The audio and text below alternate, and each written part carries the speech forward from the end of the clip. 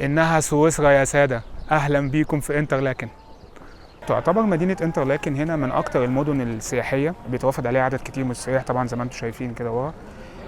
طبعا عايز أقول لكم الطبيعة هنا إيه خلابة، حاجة بجد بسم الله ما شاء الله، يعني فعلا جنة ربنا في الأرض.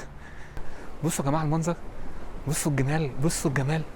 وطبعا احنا وصلنا للمكان التاني في رحلتنا، ايزل فالد.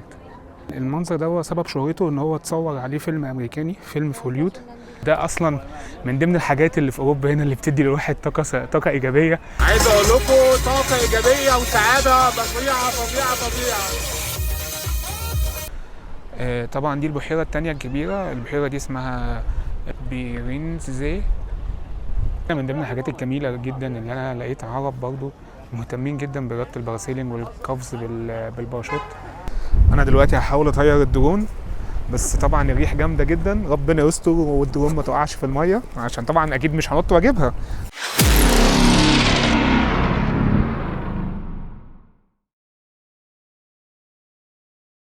على فكره انا مش عايز اروح، انا مش عايز اروح واسيب الجمال ده.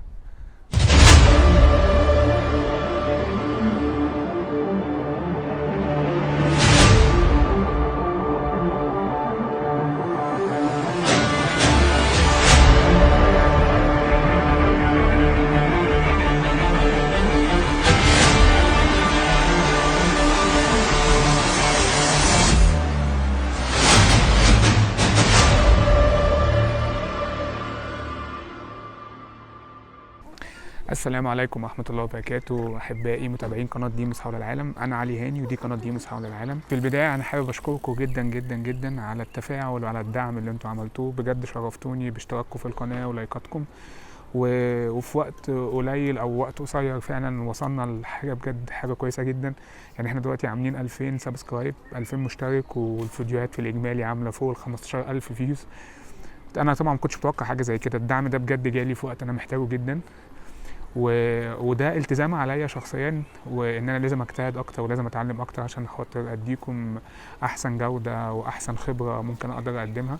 ده خد مني وقت برضه، انا بقالي شهرين بدرس مونتاج، برامج مونتاج، بجهز بكمل في العده بتاعتي، كان في حاجات ناقصاني كتير.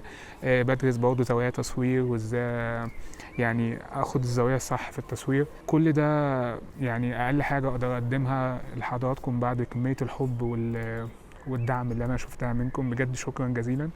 وان شاء الله باذن الله نكبر مع بعض ونوصل 100,000 مشترك ونعمل حفله كبيره كلنا نحتفل فيها مع بعض. وانتظروا الجديد عشان الجديد شديد. النهارده احنا عندنا فلوج جديد وفيديو جديد. النهارده احنا في اجمل مدينه موجوده في سويسرا، المدينه دي اسمها انترلاكن. انترلاكن دي معناها بين البحيرات، ودي مدينة تعتبر جنة الله في الأرض زي ما بيسموها، يعني تعتبر جنة سويسرا. المدينة دي مشهورة بالناس اللي بتحب المغامرات زي الباراسيلينج أو الباراشوت، زي تسلق الجبال، زي الهايكنج، زي الطبيعة وجمال الطبيعة والتجديف والحاجات كتير جدا. هنا المدينة دي مشهورة وتعتبر من أجمل المدن الموجودة في سويسرا. هنا ابقوا معنا ان شاء الله، بوعدكم النهارده هتشوفوا حاجه محترمه جدا، جمال طبيعي. تعتبر مدينه انترلاكن هنا من اكتر المدن السياحيه بيتوافد عليها عدد كتير من السياح، طبعا زي ما انتم شايفين كده ورا. المدينه دي مشهوره بالمناظر الطبيعيه والخلابه، زي الشلالات اللي بتنزل من السماء، وزي الخضره والطبيعه في كل مكان. كمان فيها حاجه الميه بتاعتها فيروزيه، يعني الحاجات اللي احنا بنشوفها كده في استوديوهات هوليود والحاجات دي كلها، زي الميه الطبيعيه والميه الفيروزيه اللي موجوده في البحيرات هنا، حاجه بجد فعلا. هم هنا الناس بيسموها جنه ربنا في الارض. وكمان من الشيء اللافت للانتباه ان تعتبر مدينه انترلاكن دي من اكتر المدن ان العرب وخصوصا في منطقه الخليج العربي بيجوا يزوروها، طبعا بسبب جمالها وبسبب طبيعه الحياه اللي موجوده فيها. المكان ده او الحديقه دي تعتبر هي مهبط المظلات لاي حد من عشاق رياضه المظلات. دايما بيجوا هنا بيعملوا التور حوالين البلد كلها، وبيجوا هنا دايما في الاخر بيعملوا اللاندنج بتاعهم في المدينه دي.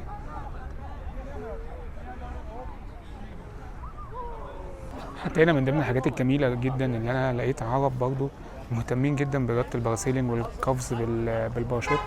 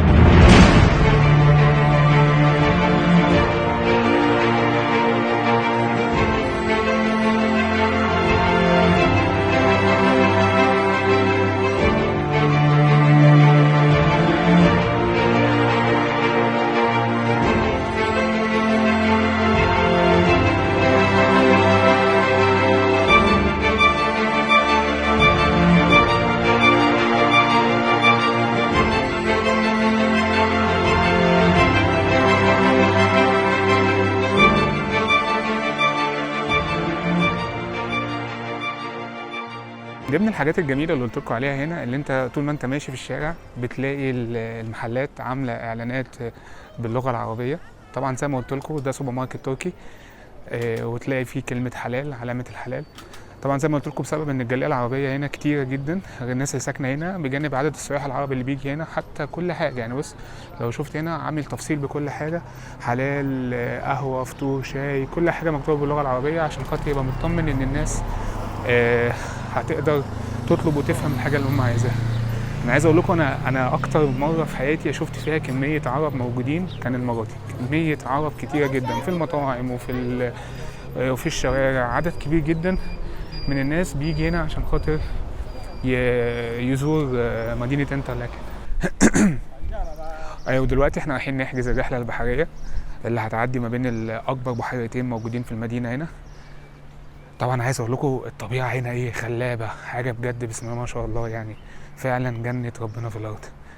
وطبعا احنا وصلنا للمكان التاني في رحلتنا، ايزل فالد. ده مكان طبيعه خلابه خلابه خلابه خلابه. طبعا الناس بتيجي من كل انحاء العالم عشان يتفرجوا على المكان ده. حاجه بجد يعني تحفه تحفه تحفه تحفه تحفه. طبيعه بجد جميله جدا. سبحان الله، سبحان الله الواهب، سبحان الخالق. بصوا انعكاس الجبل مع البحيرة. سبحان الله بجد، سبحان الله تعالى، سبحان الله وتبارك الله.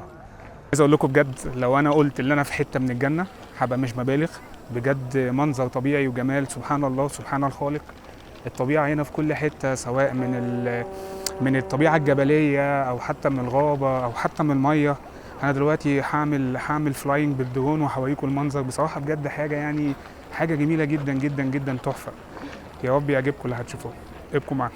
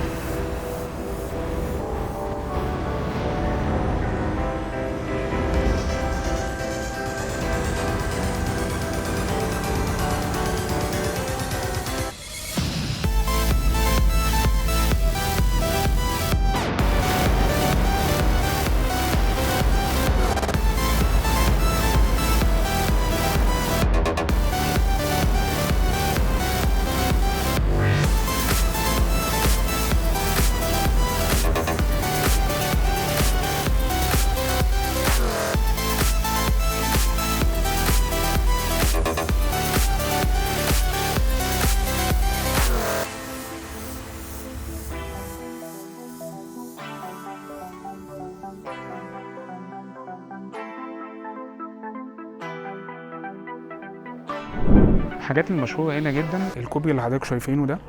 الكوبري ده اصلا فيه غالبا فيلم امريكي كبير اتصور في هوليوود، اتصور على الكوبري ده. فتلاقي الناس من كل انحاء العالم بيجوا عشان بس ياخدوا صورة ويتصوروا على الكوبري ده مع الناس كلها. حاجة بجد جميلة جدا. الكوبري اصلا في منظر الطبيعة بتاعته جميل جدا جدا. يعني تخيل الراجل واقف بيتصور ده، الراجل واقف بيتصور ده. انا هحاول اوريه لكم دلوقتي. بص الراجل ده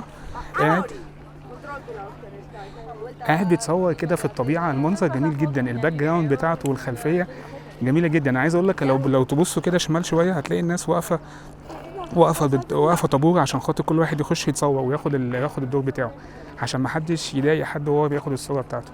حاجه بجد جميله جدا جدا جدا.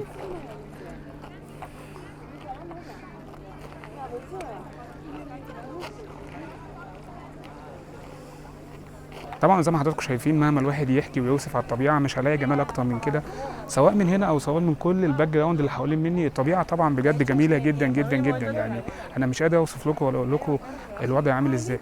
يعني بجد حاجه فعلا جميله جدا. انت لو شفت المجال، يعني انا دلوقتي لو عملت بانوراما 360 درجه عشان اوريكم المنظر عامل ازاي، حاجه بجد تحفه جدا. سبحان الله، سبحان الله، الجمال جميل جدا جدا جدا. بصوا بقى الجمال بجد والتحضر، الناس دي كلها واقفه طابور مستنيه عشان تخش تتصور هنا على الحته دي مع الفيو الجامد دوت.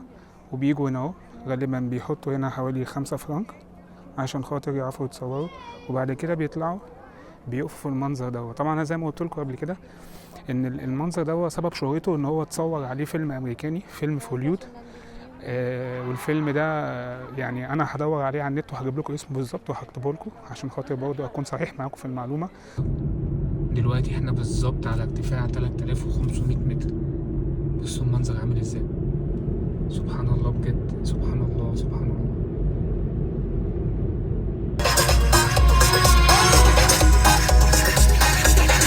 عايز اقول لكم طاقه ايجابيه وسعاده فظيعه فظيعه فظيعه.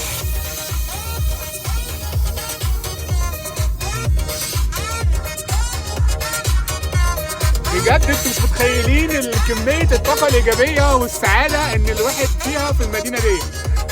طبيعه ربنا بتخليك بص سعيد جدا ومبسوط. يعني انا رجعت تاني لايام الجامعه او ايام ثانوي لما كنت بشغل الكاسيت واعلي واسمع مع المزيكا واسرح. بجد كميه طاقه ايجابيه، متعه متعه متعه.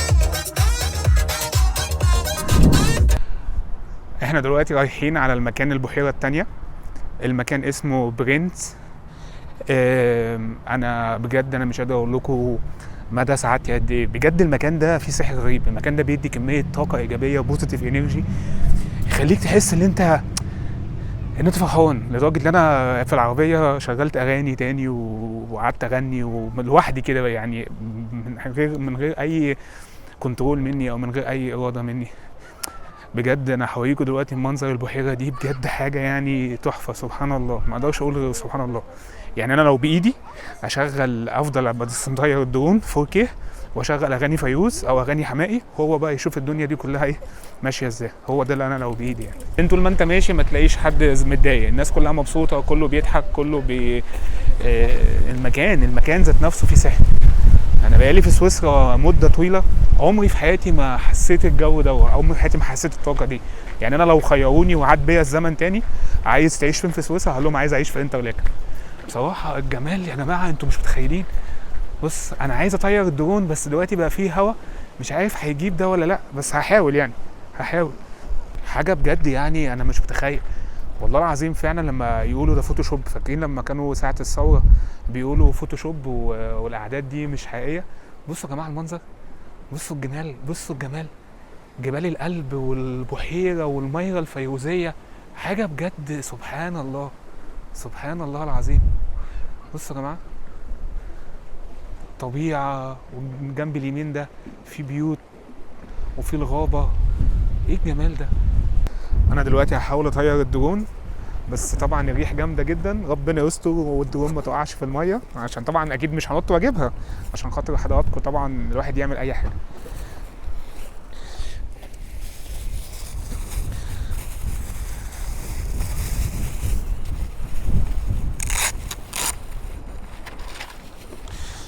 ان شاء الله تطير وما يحصلش فيها اي حاجه.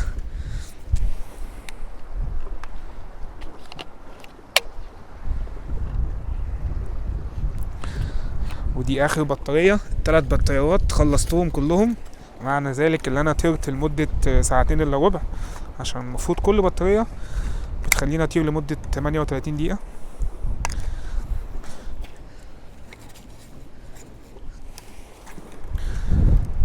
يا رب يا رب ما نفقدش الدرون. الجو هوا قلب مره واحده، ان شاء الله باذن الله تشتغل وما نفقدهاش.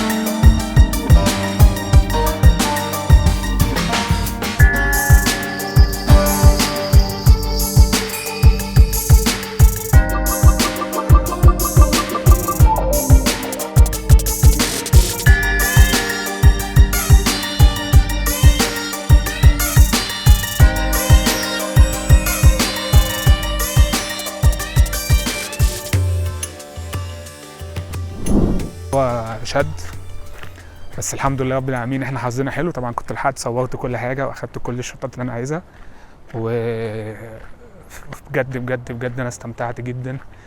الحاجه الوحيده بس اللي كانت ناقصاني، كان نفسي والدتي تكون معايا هنا. انا والدتي جات لي في سويسرا كذا مره زارتني، بس انا عمري ما جبتها المكان ده بتاع انترلاكن. بس ان شاء الله ماما الزياره الجايه اول حاجه هعملها معاكي ان انا هجيبك انترلاكن انت وبابا تتفرجوا على الجمال ده. انا ذات نفسي كنت اول مره اجيها، يعني انا برضه ما جيتش قبل كده. انا بقالي 5 سنين اهو اول مره اجي انترلاكن، ومش هتبقى اخر مره ان شاء الله. بصوا بقى الطراز المعماري القديم بتاعه البيوت السويسريه اللي معموله من الخشب. بصوا البيوت عامله ازاي،